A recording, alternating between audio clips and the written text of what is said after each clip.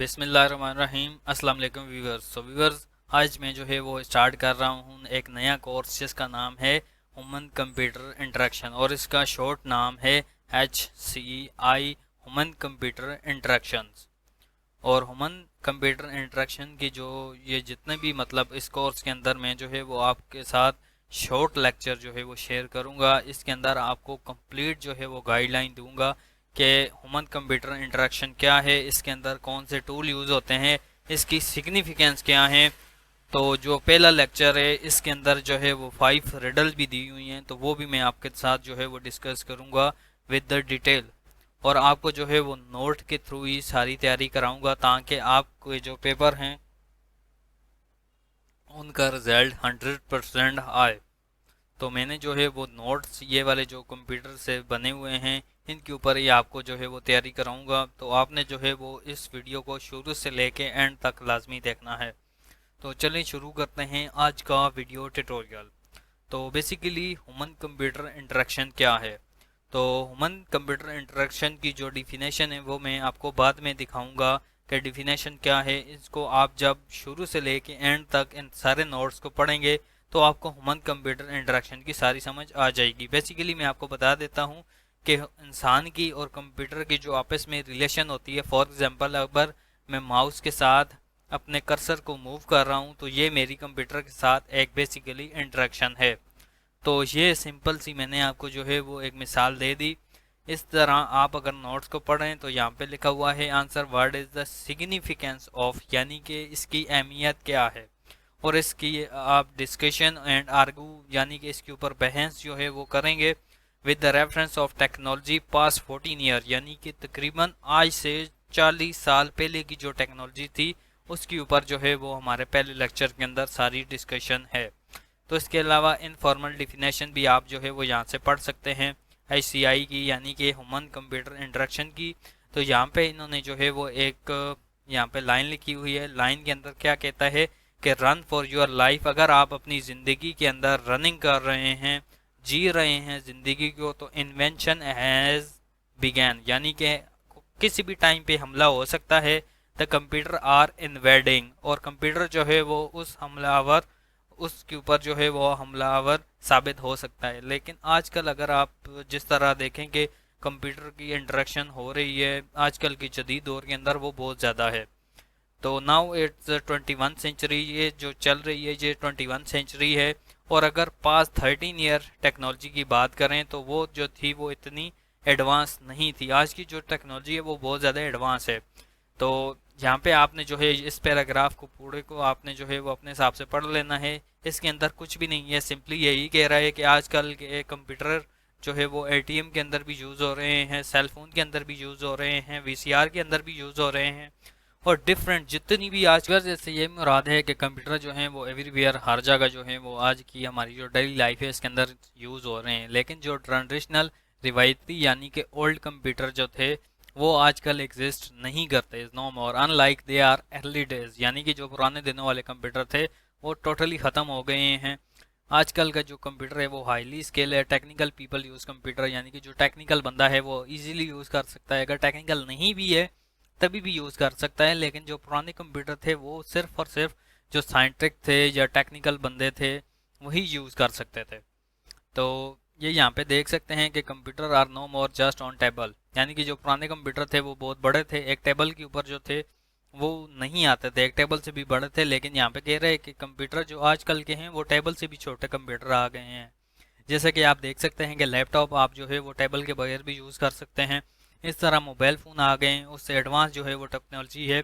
तो इसी तरह यहाँ पे जो है वो उन्होंने जो है वो पैराग्राफ के अंदर दिया हुआ, ये पैराग्राफ आपने जो है वो पढ़ लेना है, कोई इतना इम्पोर्टेंट नहीं है। इसके अलावा अगर नेक्स्ट पैराग्राफ की बात करें तो यहाँ पे कह रहा है कि computer first appear on the commercial scene, यानी कि कमर्शियल सीन के ऊपर जो है वो 1950 के अंदर पहला कंप्यूटर जो था वो अपेयर हुआ था।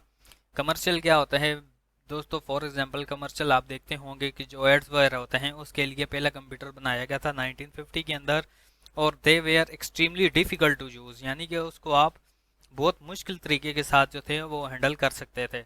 कॉमरसम यानी कि वो जो था वो बोझल था, मतलब थोड़ा उसका वज़न भी ज़्यादा था। एंड टाइम अनप्रडिक्टेबल, यानी कि उसके ऊपर अगर आप एक इश्तिहार भी बनाते थे उसके लिए बहुत ज़्यादा टाइम जो था वो आपको रिक्वायर था। There are number of reason के उनकी क्या रीज़न थी कि आप एक चीज़ को बनाने के लिए बहुत ज़्यादा टाइम लेते थे। तो उसका एक तो ये रीज़न थी कि उसका साइज़ जो था वो बहुत लार्ज था और जो मशीन थी वो बहुत ज़्यादा एक्सपेंसिव थी। अब एक एक मशीन जो थी वो एक एक रूम जितना होता है इतना एक पीसी हुआ करता था और उसके ऊपर जो था वो वर्क किया जाता था। और उसके ऊपर वर्क जो था वो सिर्फ और सिर्फ टेक्निकल स्पेशलिस्ट कर सकते थे, साइंटिस्ट कर सकते थे और इंजीनियर कर सकते थे, और कोई भी बंदा जो था वो उसके ऊपर प्रोग्रामिंग नहीं कर सकता था।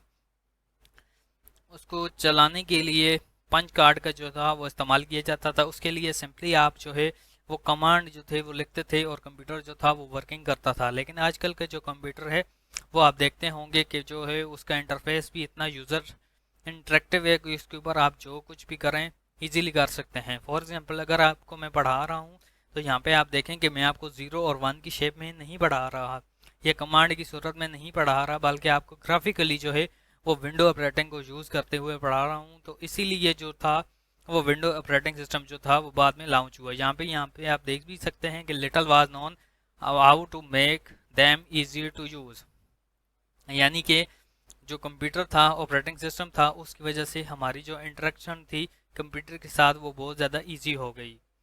इसके अलावा ड्रामेटिकल सीन्स ये सारा आपने पढ़ लेना है। जो पहली पर्सनल कंप्यूटर बना था वो 1970 के अंदर बना था, वाज अ मेजर लैंडमार्क, यानी कि एक बहुत मतलब तारीख है। 1970 के अंदर एक पर्सनल कंप्यूटर बना था। कमर्शियल पर्सनल कंप्यूटर व्यूअर्स वो कंप्यूटर होते हैं जो कि आजकल हमारे घर के अंदर यूज़ हो रहे हैं, यानी कि जो छोटा कंप्यूटर होता है जिसको हम पीसी बोलते हैं ये पर्सनल कंप्यूटर होते हैं, और ये 1970 के अंदर बना था।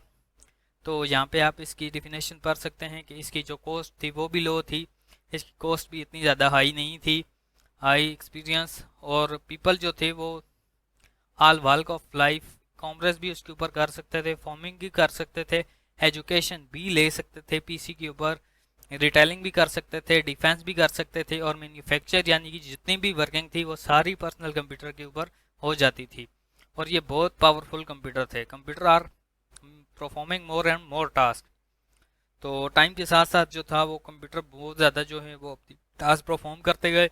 ये सारा पैराग्राफ आपने पढ़ लेना है, कोई इतना इंपॉर्टेंट नहीं है, जस्ट आपकी नॉलेज में इजाफा करने के लिए है। इसके अलावा अगर हम देखें the computer has found a place in private room, यानी कि आप जो है अपने प्राइवेट होम के अंदर यूज़ कर सकते हैं कंप्यूटर का। इनफैक्ट डिसेबल, यानी कि जो बंदे जो एबल यानी कि डिसेबल माजूर बंदे भी होते हैं वो भी कंप्यूटर को अब तो यूज़ कर सकते हैं। कितने एडवांस कंप्यूटर आ गए हैं, स्किल बंदा भी यूज़ कर सकता है और अनस्किल भी बंदा यूज़ कर सकता है। यहाँ पे आप सारा पढ़ सकते हैं। इसके अलावा वही सेम लाइन, यानी कि आप अपनी ज़िंदगी के अंदर जीना चाहते हैं और कोई भी हमला आपके ऊपर होता है शुरू, तो आप कंप्यूटर के थ्रू जो है वो उसको रोक सकते हैं। तो इसके अलावा अगर हम डेली रूटीन की बात करें जो हमें रिजल्ट मिले हैं कंप्यूटर के, वो भी मैं आपके साथ डिस्कस करूंगा, जो कि 3 यहाँ पे लिखे हुए हैं। Computer are enabling new discoveries, computer ने जो है वो नई दरियाफ्तें शुरू की हैं। इसके अलावा लीडिंग टू एफिशिएंसी, यानी कि इसके साथ साथ एफिशिएंसी भी बिल्ड हुई है। Making our life easy and convenient, और कंप्यूटर के साथ हमारी लाइफ एक तो ईजी हो गई है और दूसरी कन्वीनियंट यानी कि तेज़ हो गई। इसी तरह इसके अगर ड्रॉबैक्स देखें, डिसएडवांटेज देखें कंप्यूटर के, तो कंप्यूटर जो है वो अनार अनाइंग अस, यानी कि कंप्यूटर हमें परेशान करता है। दे आर इंफ्लूटिंग अस और they even kill a few of us. तो ये 3 लाइनें जो लिखी हुई हैं दोस्तों, आप सोच रहे होंगे कि ये थोड़ा टफ लिखा हुआ है, ये कंप्यूटर हमें परेशान भी करता है, हमें गुस्सा भी दिलाता है, यहाँ तक कि हमें मार भी देता है। तो इससे क्या मुराद है? तो दोस्तों जो हम रिडल देखेंगे, ये 5 रिडल्स जो कि मैं आपको बताऊंगा किसके अंदर किस तरह आप जो है वो कंप्यूटर से परेशान होते हैं, किस तरह कंप्यूटर के ऊपर आपको गुस्सा आता है, इसी तरह आपकी जान भी जा सकती है कंप्यूटर की वजह से। तो ये सारी जितनी भी मतलब तीनों आपको लाइनें नज़र आ रही हैं, ये सारी आपकी कवर हो जाएंगी इस 5 रिडल के अंदर। जो पहली रिडल है वो इंफॉर्मेशन एज के हिसाब से आपको बताया गया है। ये सारा भी आपने पैराग्राफ जो है वो पढ़ लेना है, कोई इतना मतलब काम का नहीं है, जस्ट मॉडर्न लाइफ के ऊपर जो है वो यहाँ पे लिखा हुआ है। तो यहाँ पे जो है वो पहली रिडल है कि आप अपने कंप्यूटर को जो है वो अपने जहाज़ के साथ, अगर जहाज़ के अंदर आप अपने कंप्यूटर को बिल्ड करते हैं तो तब हमें जो है वो क्या नतीजा मिलता है। तो तो इसके लिए अमेरिकन एयरलाइन फ़्लाइट ने जो है वो 1995 के अंदर जहाज़ के अंदर एक कंप्यूटर का यूज़ किया। 1965 जो था वो फ़्लाइट का नंबर था और वो डिपार्टमेंट की फ़्लाइट थी जो कि मियामी से काली के ऊपर जो थी वो जा रही थी। मियामी और कार्ली जो है वो कोलंबिया के अंदर ही है, एक जगह से दूसरी जगह जो थी वो जा रही थी। On the landing approach the pilot of the 757 needed to select the next radio navigation fix name Rozo. He enter N R into navigation computer. The computer return a list of nearby navigation fixes start with R and the pilot selected from the first of these. So viewers, मैं आपको simple word में ये सारा जितना भी paragraph है मैं आपको समझा देता हूँ कि 1995 के अंदर जो था वो अमेरिकन एयरलाइन फ़्लाइट जो थी वो 1965 मियामी से जो थी वो काली के ऊपर जा रही थी। तो जो पायलट था 757 जो पायलट था, मैं आपको यहाँ पे पैराग्राफ के थ्रू भी बता देता हूँ, बल्कि यहाँ पे ये मिसाल के तौर के ऊपर मियामी है और यहाँ से फ़्लाइट जा रही थी काली के ऊपर, यहाँ से फ़्लाइट जा रही थी काली के ऊपर। तो पायलट जो था, पायलट ने जो है वो अपने रेडियो का जो नेविगेशन सिस्टम था, ये जो नेक्स्ट रेडियो नेविगेशन सिस्टम, उसने जो था वो लिखना था रोज़ो, लेकिन रोज़ो की जगह उसने यहाँ पे टाइप किया आर। जैसे कि मैं आपको गूगल मैप के अंदर भी बता देता हूँ, यहाँ पे जैसे ही आप गूगल मैप टाइप करते हैं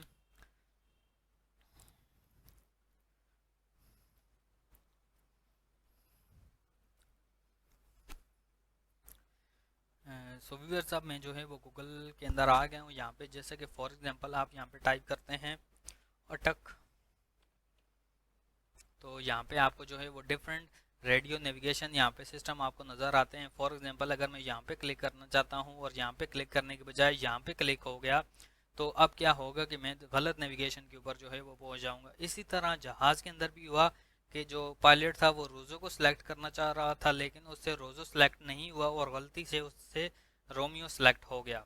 रोमियो सेलेक्ट होने के बाद अब जो जहाज़ था जो कि जा रहा था, मैं आपको बताता हूँ यहाँ पे नीचे एक पेंसिल की मदद से कि यहाँ पे एक पहाड़ी थी जो कि साउथ वेस्ट के पास थी, ये यहाँ पे नॉर्थ ईस्ट के पास थी, और यहाँ पे जो था वो जहाज़ ने लैंड करना था काली के ऊपर। अब जहाज़ जो था वो यहाँ से जा रहा था, जैसे ही उसकी नेविगेशन गलत हुई तो वो यहाँ पे इस पहाड़ी के साथ टकरा गया। हालांकि उसने यहाँ पे लैंड करना था, इस जगह पे उसने लैंड करना था, लेकिन नेविगेशन फिक्स की वजह से उससे गलत दबाया गया और वो जहाज़ जो था वो यहाँ पे क्रैश कर गया। क्रैश करने की वजह से 170 एंड 52 यानी कि 152 पीपल जो थे वो पैसेंजर यानी कि मुसाफिर जो थे वो सारे फौत हो गए एंड 8 क्रू मेंबर यानी कि जो अमला था 152 मेंबर जो थे वो जहाज़ के अंदर वो फौत हो गए। जो 8 यानी कि जो अमला था, इन टोटल को मिला के 160 बनते हैं, यानी कि 160 जो पीपल थे वो सारे फौत हो गए। 4 passengers survive in serious injured, और जो उसमें से 4 पैसेंजर थे यानी कि मुसाफिर थे वो ज़ख्मी हुए, सीरियस इंजर हुए। तो ये सारा क्या मामला था, इन सारे के अंदर जो था वो हम लोगों ने कंप्यूटर को बिल्ड किया था और इसके अंदर हम लोगों ने रोज़ो के बजाय रोमियो को एंटर किया गलत नेविगेशन फिक्सेस की वजह से। तो ये हमें हादसा जो है था वो देखने को मिला। तो इस कंप्यूटर के अंदर हम लोगों ने यही सीखना है कि किस तरह। सो व्यूअर्स, हमारे पास जो है वो एक दूसरी रिडल है जिसमें आप देख सकते हैं कि हमने एक कंप्यूटर को जो है वो एक कैमरे के अंदर फिट किया, तो इसके बाद हमें क्या नतीजा मिला। तो यहाँ पे आप देख सकते हैं कि हमें कंप्यूटर ही बदले में मिला। तो इसकी मिसाल आपको मैं देता चलूँ कि यहाँ पे एक कंप्यूटर है जो कि 13 ईयर अगो 30 साल पुराना है, और पहला जो मतलब कैमरा बनाया गया था उसका नाम था 35 millimetre Pentax model H, had a small battery and that power the light meter. लाई का यानी कि कलाई के ऊपर एक बांधने वाला छोटा सा मतलब एक कह लें कि वॉच थी।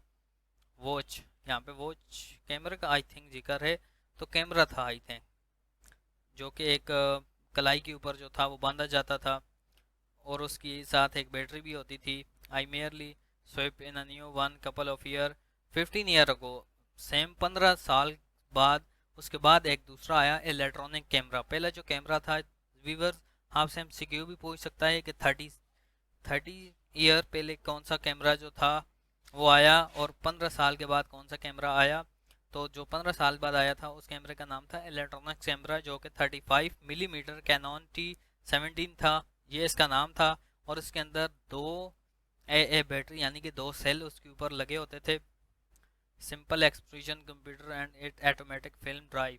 और उसके ऊपर दो स्विच भी होते थे, यानी कि एक ऑन का बटन होता था और एक ऑफ का बटन, दो बटन होते थे। ये दूसरे नंबर पे आया था कैमरा। और यहाँ पे लिखा हुआ है कि इसकी बैटरी ज़्यादा टाइम जो थी वो रन नहीं करती थी।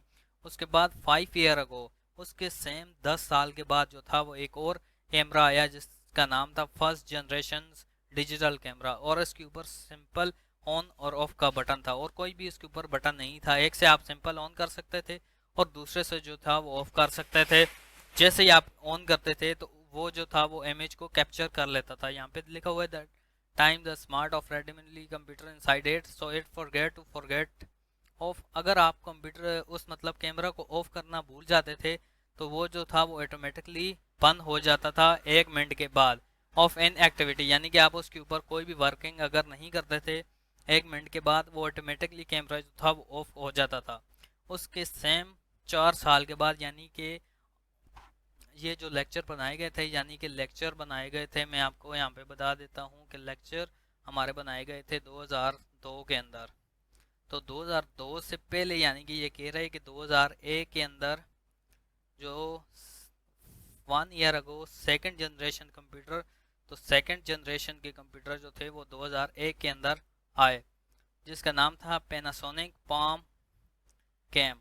Panasonic palm cam, I think ये सऊदी अरब से मेरे भाई ने एक भेजा था, जो कि बहुत एक अच्छा मतलब पैनासोनिक पाम कैम जो उस टाइम पे बहुत अच्छा कैमरा समझा जाता था। आजकल के टाइम पे इसकी वैल्यू जो है वो चीप है, लेकिन पुराने टाइम पे ये बहुत कुछ हैवी टाइप का जो था वो कैमरा समझा जाता था, जिसका नाम था Panasonic palm cam. Have a even smarter computer chip inside, यानी कि उसके अंदर एक स्मार्ट सी कंप्यूटर की चिप लगी होती थी और उसके अंदर ऑन ऑफ का बटन भी होता था। बल्कि आई थिंक ऑन ऑफ का बटन उसके अंदर से रिमूव कर दिया गया था। इनवॉल्व का मतलब होता है कि रिमूव कर दिया गया था ऑन ऑफ का बटन, और उसके अंदर सिंपली 3 बटन थे, ऑफ का, रिकॉर्ड का और प्ले का। इसके अंदर ऑन का बटन ही नहीं था इस कैमरा के अंदर, जो सेकंड जनरेशन कैमरा था। इसके अंदर मोड्स थी, एक के अंदर रिकॉर्ड हम लोग जो थे, जो यानी कि ये रिकॉर्ड वाले 3 बटन थे ना, जैसे ही हम रिकॉर्ड के ऊपर क्लिक करते थे तो हमारी जो पिक्चर थी वो कैप्चर हो जाती थी। और प्ले बटन से जो था वो हम अपनी इमेज को जो है वो उस कैमरा के ऊपर देख भी सकते थे। उसके बाद द न्यूएस्ट कैमरा, यानी कि 2002 के अंदर ही आई थिंक आया होगा, इसकी हमें डेट नहीं लिखी हुई तो आई थिंक एमसीक्यू भी नहीं आएगा, लेकिन मैं आपको बताता चलूँ कि ये कैमरा आया होगा Nikon Coolpix 900, third generation digital computer था, कैमरा था और स्मार्टर, बहुत ज़्यादा स्मार्ट था। In fact full brown colour computer, और इसके ऊपर जो था वो फुल कंप्यूटिंग का जितना भी सिस्टम था उसके ऊपर एम्बेडेड था। इसकी जब हम जैसे ही ओपन करते थे तो वो कुछ टाइम बूट अप लेता था। जैसे ही आप कंप्यूटर को ओपन करते हैं तो वो कुछ टाइम लेता है ऑन होने के लिए। इसी तरह वो कैमरा भी जो था वो ऑन होने के लिए कुछ टाइम लेता था। कुछ टाइम जब भी कंप्यूटर ले तो उसको हम बोलते हैं बूट अप।